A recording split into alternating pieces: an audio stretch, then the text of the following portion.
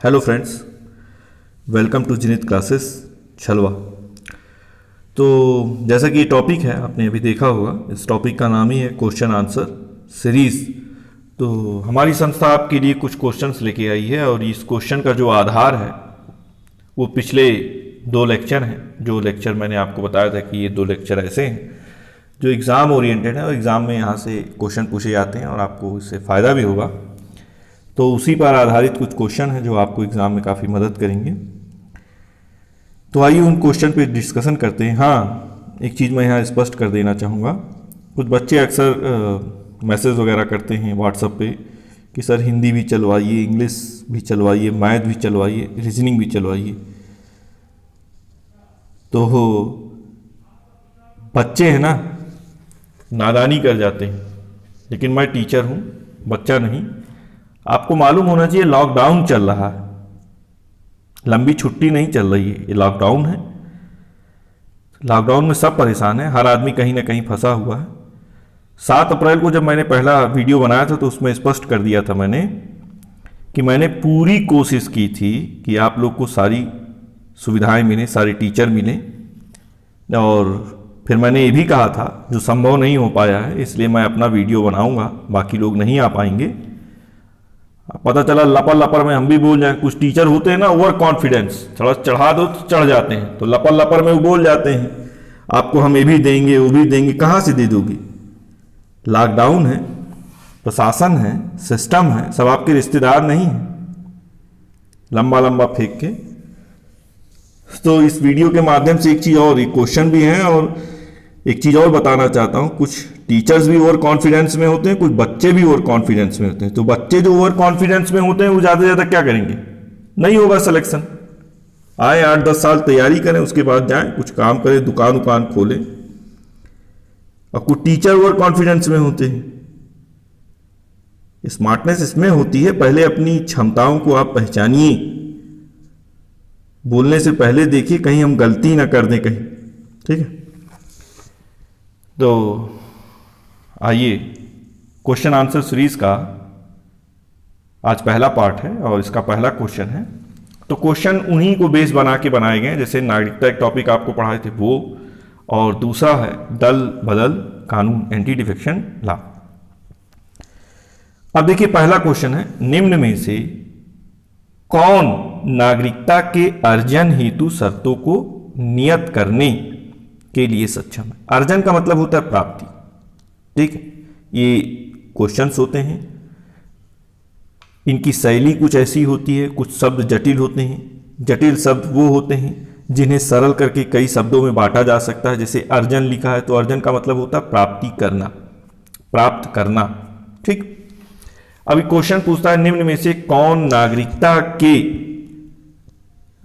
अर्जन हेतु, नागरिकता के अर्जन हेतु शर्तों को नियत करने के लिए सक्षम है। अब इसको मैं सरल कर देता हूं क्वेश्चन को। दरअसल क्वेश्चन पूछ रहा है आपसे कि वो जो नीचे 4 संस्थाएं दी गई हैं, चुनाव आयोग, राष्ट्रपति, संसद एवं राज्यों की विधानसभाएं और लास्ट में है डी में संसद। तो इन संस्थाओं में से वो कौन सी संस्था है जो नागरिकता पाने के तरीकों अथवा शर्तों को बनाती है, जिससे व्यक्ति क्या प्राप्त करता है? नागरिकता। तो पिछले वीडियो में मैंने क्या बताया था? नागरिकता निर्धारित करने का अधिकार अनुच्छेद 11 में किसको दिया गया है? निर्धारित करने का अधिकार संसद को दिया गया। ठीक, तो इसका आंसर क्या हो जाएगा? इसका आंसर हो जाएगा टी, संसद। ठीक है, आगे देखते हैं अगला क्वेश्चन। किस देश में दोहरी नागरिकता का सिद्धांत स्वीकार किया गया है? Policy of dual citizenship. किस देश में दोहरी नागरिकता का प्रावधान है? तो दोहरी नागरिकता का प्रावधान मैंने अपने वीडियो में बताया था, किस देश में है? गेस कीजिए। संयुक्त राज्य America, United state of America, USA बोलते हैं। ठीक, भारत में किस प्रकार की नागरिकता है बताइए, कमेंट कीजिए। अगला क्वेश्चन देखिए, भारतीय नागरिकता नहीं प्राप्त की जा सकती। देखिए क्वेश्चन क्या कह रहा है, क्वेश्चन कह रहा है कि निम्न में से वो कौन सा तरीका है जिससे भारत की नागरिकता नहीं प्राप्त की जा सकती। तो मैंने आपको बताया था नागरिकता प्राप्त करने के कितने तरीके हैं, 5। जन्म से प्राप्त की जा सकती है, देशीकरण से प्राप्त की जा सकती है, किसी भूभाग के सम्मिलन द्वारा प्राप्त की जा सकती है, डी है भारतीय बैंक में धन जमा करके। तो ये वो विधि है जिससे आप नागरिकता नहीं प्राप्त कर सकते। ठीक है, मान लीजिए कोई अमेरिका, दुनिया किसी भी देश में रहता हो, अगर वो भारत के किसी बैंक में पैसा जमा कर दे तो क्या वो भारत का नागरिक बन जाएगा? नहीं। हाँ, नहीं तो पता चला कोई $1 $2 जमा करके भारत की नागरिकता प्राप्त कर रहा है, ये तो नागरिकता के बिल्कुल सरल प्रावधान हो जाएंगे। तो इसका आंसर क्या हो जाएगा? डी। अगला क्वेश्चन है, भारत में नागरिकता की निम्नलिखित विशेषताओं में से कौन सी सही है? तो अब देखिए इसमें क्या है, क्वेश्चन पूछ रहा है सही है। ध्यान दीजिएगा, सबसे पहले कौन सी सही है, यानी 4 विकल्प हैं और इन चारों में से एक आपको चुनना है, वही आपका आंसर होगा। कौन सी सही है? नागरिकता की विशेषता तो ए है राज्य तथा राष्ट्र की दोहरी नागरिकता। अब अगर कंसेप्ट अगर आपका क्लियर है तो भारत में नागरिकता कैसी है? एकल नागरिकता, दोहरी नागरिकता नहीं है। ठीक, राज्य तथा राष्ट्र की दोहरी नागरिकता, तो ये क्वेश्चन, ये विकल्प हमारा गलत है। राज्य की एकल नागरिकता, इसका मतलब तमिलनाडु अलग, मिजोरम अलग, गुजरात अलग, तो ये भी हमारा आंसर नहीं होगा। फिर सी है संपूर्ण भारत की एकल नागरिकता। यस, यही हमारा आंसर होगा। मैंने आपको बताया था, जैसे मान लीजिए आप भोपाल में रहते हैं और भोपाल का राशन कार्ड आपके नाम है, ठीक, राशन कार्ड है या आधार कार्ड है, तो इसका मतलब आप भोपाल के नागरिक हैं। और अगर आप भोपाल के नागरिक हैं तो मध्य प्रदेश के भी नागरिक हैं, और मध्य प्रदेश के नागरिक हैं तो स्वयं आप किसके नागरिक हो गए? संपूर्ण भारत की एकल नागरिकता। यह आंसर हो जाएगा। फिर अगला क्वेश्चन है, भारतीय संविधान निम्न में से कौन सी नागरिकता प्रदान करता है? क्या बताया गया था अभी आपको आंसर? एकल नागरिकता प्रदान करता है, बी। ठीक है, आगे देखिए, जहां प्रश्न जटिल होगा वहां मैं जरूर उसको सरल करके आपको बताऊंगा। ठीक है, छठा क्वेश्चन है, दल बदल निरोधक अधिनियम एंटी डिफेक्शन लॉ एक्ट जिस तिथि को पारित हुआ। अब ये किस तिथि को पारित हुआ? पारित होना अलग चीज होता है और लागू होना अलग चीज होता है। तो हमें देखना पड़ेगा, पिछले लेक्चर में मैंने क्या बताया था, पारित किस दिन हुआ था। तो पारित होने की तिथि है 15 फरवरी 1985, 1985। ठीक है, आगे देखिए अगला क्वेश्चन, राजनैतिक दलों को संवैधानिक मान्यता प्रथम बार मिली। संविधान में कहीं भी पॉलिटिकल पार्टी शब्द का इस्तेमाल नहीं किया गया था जब हमारा संविधान बना था 26 जनवरी 1950 को। तो पहली बार कब पॉलिटिकल पार्टी को संविधान में शामिल किया गया है? तो किस संविधान संशोधन द्वारा शामिल किया गया था? याद आ रहा आपको, 52वां 52 कॉन्स्टिट्यूशनल अमेंडमेंट। और याद आ रहा होगा, सीधा सा क्वेश्चन है, केवल डेट पूछ रहा है। ठीक, तो इसका आंसर क्या हो जाएगा? सी, 1985। अगला देखिए आप, आंतरिक दलीय लोकतंत्र का उपयोग होता है। ठीक, अब यहां पे हम रुकते हैं थोड़ा सा। क्वेश्चन है आंतरिक दलीय लोकतंत्र, इसे इंग्लिश में कहते हैं इंटरनल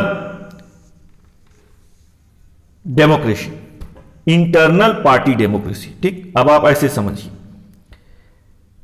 इसका संविधान में कहीं कोई उल्लेख नहीं है, न इसको लेके संसद ने कोई कानून बनाया है। यह स्वेच्छा से निर्धारित होता है, यह वायलेंट्री है, यह नैतिक है, इथिकली है।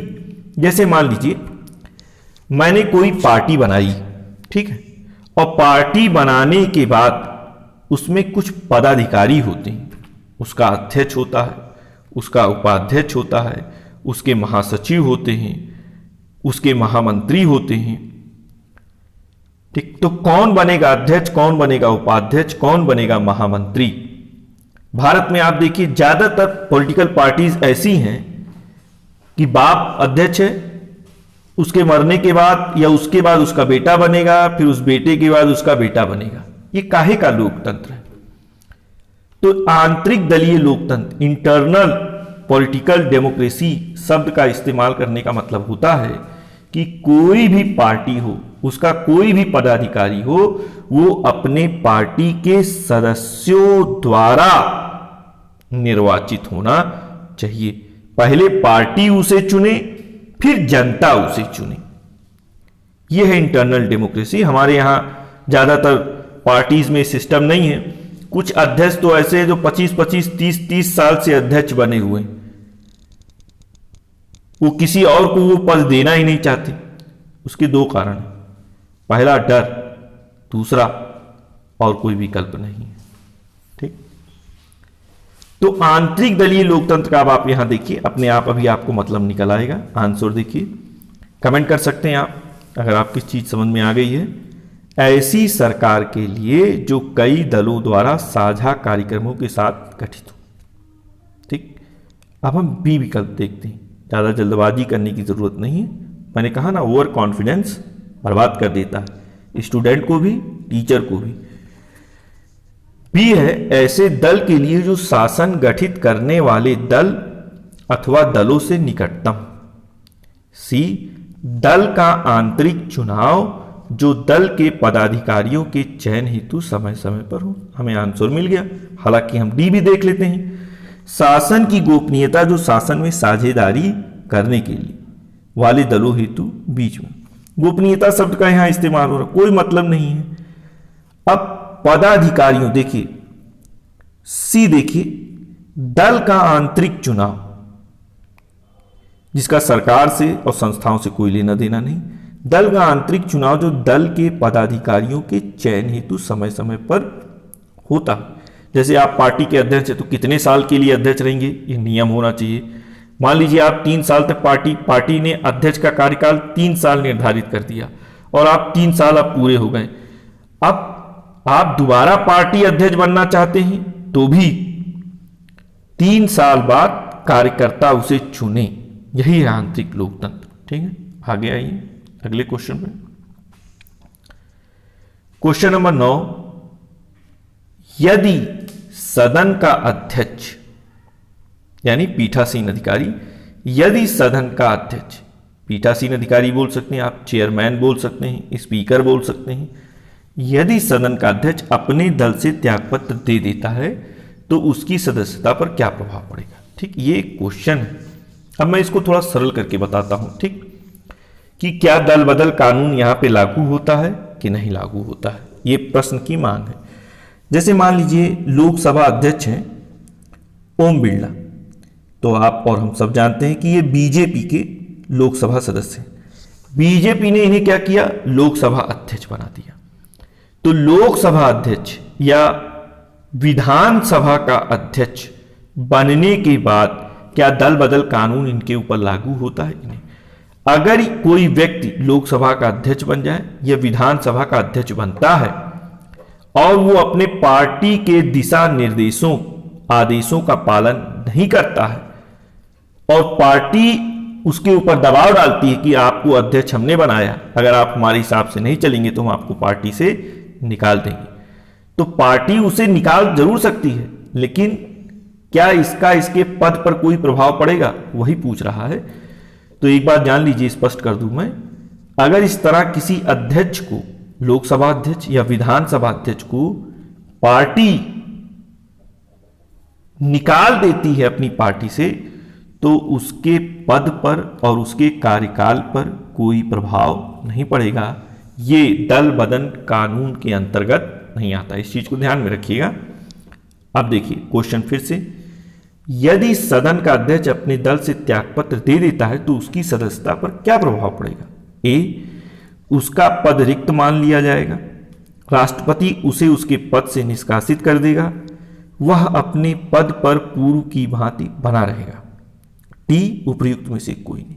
तो आंसर हमारा मिल गया, सी आंसर हुआ। ठीक है, आइए क्वेश्चन नंबर 10।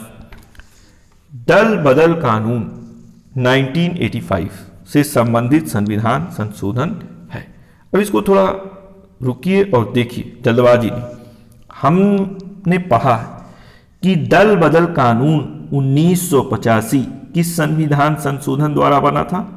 52वें संविधान संशोधन द्वारा। अब वो विकल्प में कहीं है ही नहीं, तो मैंने आपको ये भी बताया था कि दल बदल कानून 1985 में संशोधन हुआ। कब संशोधन हुआ? 2003 में। और ये संशोधन किस नाम से जाना जाता है? 91वें संविधान संशोधन। तो हमारा राइट आंसर यहां पे क्या हो जाएगा? सी, 91वां संविधान संशोधन। ठीक है, अब आइए आगे क्वेश्चन नंबर 11। भारतीय संविधान के किस भाग में नागरिकता का प्रावधान किया गया है? ठीक, यहां पूछ रहा है भाग, अनुच्छेद नहीं पूछ रहा है, भाग नागरिकता का प्रावधान किया गया है। तो मैंने आपको क्या बताया है, क्या आंसर हो जाएगा इनका? बिल्कुल सही, भाग 2। ठीक है, आइए अब अगले क्वेश्चन की ओर चलते हैं। भारतीय संविधान के किस अनुच्छेद में? अब देखिए, अब अनुच्छेद आ गया। अभी हमने भाग देखा, किस अनुच्छेद में नागरिकता की पात्रता। अब इसको भी आप इस तरह कर सकते हैं, अनुच्छेद याद रखिए, पहले अनुच्छेद फिर पात्रता। हेतु कोई शर्त अथवा नियम नहीं है, यह ध्यान रखना है, जल्दबाजी में क्वेश्चन गलत होता है। तो हमने आपको बताया था संविधान के किस अनुच्छेद से किस अनुच्छेद तक नागरिकता की पात्रता हेतु प्रावधान किया गया है? 5 से लेके 10। 11वें अनुच्छेद में क्या है? तो 11वें अनुच्छेद में है कि संसद को यह अधिकार है कि वो नागरिकता की शर्त निर्धारित कर सकती है। तो पात्रता हेतु कोई शर्त नहीं है। किस अनुच्छेद में? अनुच्छेद 11। 5 में है, 6 में है, 7 में है, 8 में है, 9 में है, 10 में। आगे बात समझ में? हमें आंसर उपलब्ध विकल्पों के आधार पर देना है। आप कितना रट्टा मारे हैं यहां ये मायने नहीं रखता। रट्टा मार वालों के लिए अब एग्जाम होना बंद हो गए। ठीक, जो रट के आते थे, टीचर रटवा देते थे, इसका आंसर बी, इसका आंसर सी, इसका आंसर डी, अब वो खत्म हो गया। रट्टा मार के अब स्टूडेंट ग्रुप डी का एग्जाम नहीं निकाल सकता। ठीक है, अब आप कंपटीशन की तैयारी कर रहे हैं, बच्चे नहीं है, किसी के भ्रम में मत रहिए। आप एग्जाम के ट्रेंड देखिए, प्रश्नों का स्तर देखिए, प्रश्नों का स्वभाव किस तरह बदल रहा है, उनका स्वरूप किस तरह बदल रहा है। एक तो ये हो गया। दूसरा, अब परीक्षाओं की मात्रा भी कम हो गई है। दूसरा, तीसरा, अब आप जान लीजिए पदों की संख्या कितनी कम हो गई है और छात्रों की संख्या कितनी बढ़ रही है। तो अब मेरिट लो नहीं जाती, मेरिट भी हाई जा रही है, प्लस क्वेश्चन की स्टैंडर्ड भी अच्छे हैं। मान लीजिए 100 क्वेश्चन है और आपने 75 क्वेश्चन कर दिया, पेपर आपका खराब नहीं हुआ था, क्योंकि आज से 10 साल पहले उसी एग्जाम में 65 क्वेश्चन करके आया हुआ इंसान नौकरी कर रहा और आपका 75 पे नहीं हुआ। क्यों? क्योंकि कुछ स्टूडेंट ऐसे हैं जिन्होंने 81 भी किया है और 82 भी किया। तो अपनी कमियों को पहचानिए, सारा ब्लेम दूसरों के ऊपर मत डाल दिया करिए।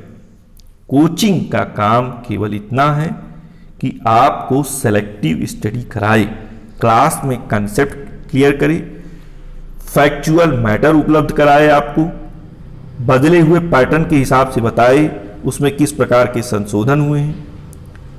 एक कोचिंग का मतलब कोई जरूरी नहीं कि आप कोचिंग कर लें आपका सिलेक्शन हो जाएगा। आपके घर में अगर कोई सीनियर है, आपके भैया हैं, बहन हैं, वो भी कोई एग्जाम दिए, क्वालिफाई हैं, तो वो भी आपको बहुत बेहतरीन तरीके से गाइड कर सकते हैं। ठीक है, सेलेक्टिव स्टडी, क्या पढ़ना है क्या नहीं पढ़ना है, ये एग्जाम क्वालिफाई करने का बहुत बड़ा स्रोत है कि आप इतना ही जान जाइए। ठीक, दुनिया भर के प्रचार होते हैं, कोचिंगों के भ्रम फैलाए जाते हैं। आप एक ग्राहक की तरीके से, मैं हमेशा क्लास में आज जब से पढ़ा रहा हूं तब से मैं ये कहता हूं, मेरे लिए स्टूडेंट केवल एक ग्राहक की तरीके। तो आप भी टीचर को टीचर ही समझिए, कोई भगवान नहीं है। वो भी हंसता है, रोता है, उसको भूख लगती है, उसको भी बीमारी होती है। ठीक, आपके परिवार से बड़ा कोई नहीं। अभी कोरोना चला 1.5 महीने से, अभी देखिए कितने दिन आगे तक चलता है। इतने दिनों में कुछ तो पहचान हो ही गई होगी, कौन आपका अपना है कौन पराया है। तो इन सब चीजों को पहचानिए। अब इतने भी छोटे नहीं हैं आप, स्मार्ट बनिए। ठीक, इन हजारों कोचिंगों में अभी देखिए मैं YouTube पे आप लोगों को ये बता रहा हूं, मैंने आप कभी भी अपने किसी भी स्टूडेंट से ये नहीं कहा कि मेरे वीडियो को आप सब्सक्राइब कीजिए, कभी नहीं कहा। लाइक कीजिए, शेयर कीजिए, क्या जरूरत है इस सब की। मैं ही एक थोड़ी पढ़ा रहा हूं, मेरे जैसे हजारों लोग पढ़ा रहे हैं। आपके पास न जाने कितने विकल्प हैं, आप जो सबसे उत्तम विकल्प है वो चुनिए। ठीक, अब तो बाजार खुला हुआ है, इसमें क्या दिक्कत है आपको। ठीक है, तो मैं उतना ही कर रहा हूं जितना मुझसे हो सकता है। ये मैं अपने पहले वीडियो में बता दिया था कि लॉकडाउन के दौरान संसाधन सीमित हैं, टीचर सब अवेलेबल नहीं है। मतलब लंबी लंबी फेंकने से कोई मतलब है, कर भले ना पाओ लंबी लंबी फेंक दो, कोई चढ़ा दे लंबी लंबी फेंक दो। अरे न जाने कितने बच्चे टीचरों को बर्बाद कर दिए हैं, और टीचर न जाने कितने बच्चों को बर्बाद कर दिए हैं। आइए अगला क्वेश्चन देखते हैं। भारत में एकल नागरिकता का प्रावधान किस देश से प्रेरित है? तो इस प्रश्न से एक चीज तो क्लियर हो गई कि भारत में किस प्रकार की नागरिकता है, एकल। अब होना तो यह चाहिए था, भारत एक संघीय देश है, जैसे यूनाइटेड स्टेट ऑफ अमेरिका, संयुक्त राज्य अमेरिका। जहां भी संघीय देश, संघीय संविधान होता है, वहां 2 नागरिकता होती है, एक राज्य की होती है और एक संघ की होती है। लेकिन भारत ने किस प्रकार की नागरिकता ली हुई है, एकल। अब एकल नागरिकता किस देश से प्रेरित होकर ली गई है? तो वीडियो में मैंने क्या बताया था, गेस कीजिए। ऑस्ट्रेलिया, कनाडा, संयुक्त राज्य अमेरिका कि ब्रिटेन? Yes, Britain. ठीक है, अगला है दल बदल कानून प्रभावी हुआ। अब देखिए इस क्वेश्चन में क्या बदलाव हुआ। इसके पहले वाले क्वेश्चन मैंने बताया था पारित, ठीक, और यहां पे क्या है, प्रभावी, यानी लागू कब से हुआ। तो अब आपको यह जानना है कि दल बदल कानून लागू कब से हुआ। ठीक, गेस कीजिए, कुछ याद आ रहा है आपको? यस, 1 मार्च 1985। ठीक है, लास्ट क्वेश्चन है। ठीक, निम्नलिखित में से दलीय व्यवस्था किस एक व्यापक व्यवस्था का अंग है? ठीक है, अब देखिए क्वेश्चन बड़ा सरल है, इसी में आंसर भी छिपा हुआ है, अगर आप धैर्य रखें क्वेश्चन करते समय। ठीक है, कुछ क्वेश्चन है होते हैं जिनमें थोड़ा सा धैर्य रखा जाता है और उसी क्वेश्चन में आंसर ढूंढने की कोशिश की जाती है। ऐसे प्रश्नों पे जब आप बढ़त बना लेंगे, अब ये तो आपकी सहज बुद्धि, कॉमन सेंस पे डिपेंड करता है कि आप कैसे प्रश्नों से आंसर निकाल लेंगे। निम्नलिखित में से दलीय व्यवस्था यानी पॉलिटिकल पार्टी सिस्टम किस एक व्यापक व्यवस्था का अंग है? तो पॉलिटिकल पार्टी क्या करती है, चुनाव लड़ती है, चुनाव जीतती है। तो चुनाव किस व्यवस्था में होता है? राजनीतिक व्यवस्था में होता है। ठीक है, ये आर्थिक, सामाजिक, अंतरराष्ट्रीय व्यवस्थाएं अलग अलग हैं। तो इस तरह आप क्वेश्चन गैस कर सकते हैं, क्वेश्चन कर सकते हैं। इसके सिवा भी अगर आपको कोई क्वेश्चन पूछना हो, देखिए टीचर ज्ञान का एक बूंद होता है, ठीक, उसे महासागर समझने की कोशिश मत किया करिए। और कोई टीचर अगर फेंकू टाइप है, अपने आप को महासागर बताता है और उसमें अगर आप गोता लगा रहे हैं तो डूबोगे थोड़ी, प्यासे मर जाओगे।